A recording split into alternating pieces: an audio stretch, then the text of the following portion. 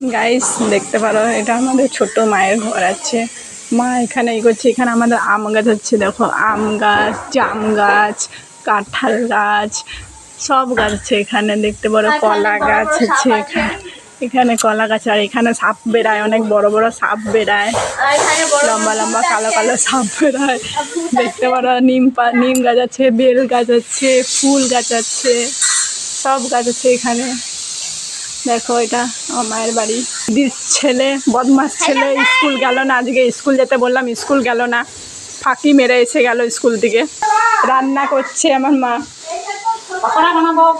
দেখো পকোড়া বানাবে এখন। এখানে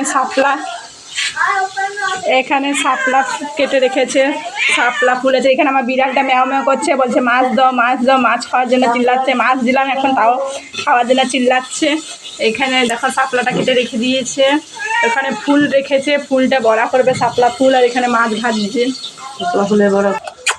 পুচু পুটু শোনা, আমার পুজো শোনা দেখা বানাচ্ছে। এই যে পেঁয়াজ দিল, এই দিল, সব দিয়ে বড়া বানাচ্ছে আমার মা এখন। তেলের বড়া বানাচ্ছে আমার মা এখন।